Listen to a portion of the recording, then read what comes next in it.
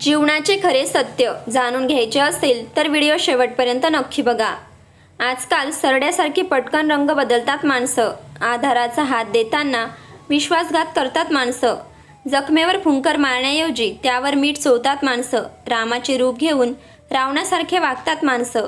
नेहमी मन निर्मळ ठेवा व प्रामाणिक राहा. कोणी कितीही फसवले तरी एक लक्षात ठेवा, प्रामाणिक माणसाच्या पाठीशी देव असतो. आयुष्यात खूप सारे जण येतात जातात, प्रत्येकालाच लक्षात ठेवायचं नसतं.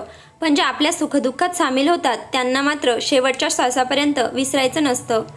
जेव्हा आपण गप्प राहून सर्व सहन करत असतो तेव्हा आपण सगळ्यांसाठी खूप चांगले असतो. पण एकदा तरी सत्य बोलण्याचा प्रयत्न केला तर अचानक आपण सर्वात वाईट व्यक्ती ठरतो. आज माझ्या सावलीला मी विचारलं, का चालते तू माझ्यासोबत अविरत? सावलीने पण हसत हसत उत्तर दिलं, कोण आहे दुसरं तुझ्यासोबत? सकाळचे जाग आल्यावरचे क्षण नेहमीच शुद्ध असतात, निर्लेप असतात.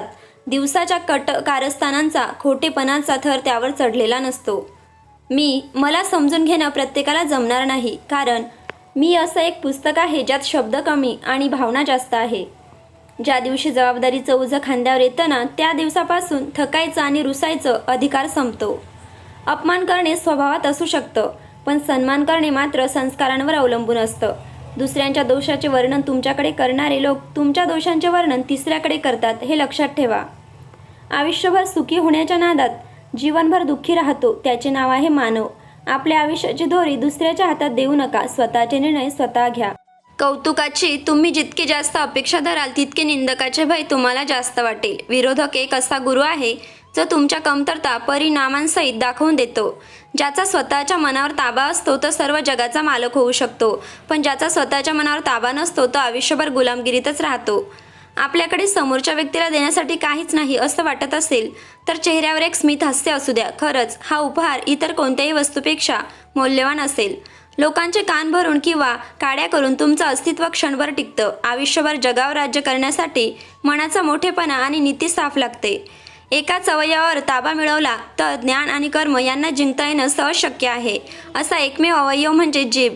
डोळे तर जन्मताच देवाने आपल्याला दिलेले असतात.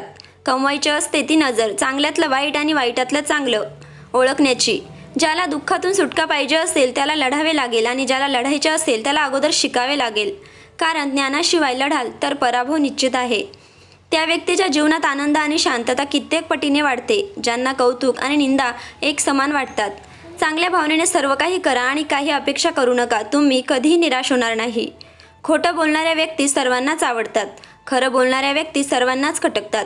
माणसाची सवयच अशी आहे, जो उपयोगाला येईल त्याला धरून चालायचं, ज्याची गरज संपली त्याला सोडून द्यायचं. कुणी आपलं वाईट केलं की त्याचंही वाईट व्हावं ही भावना आपल्यालाच संपवून टाकते. यातून मुक्त होऊन स्वतःला शांत करण्याचा मार्ग एकच, क्षमाशील राहणं.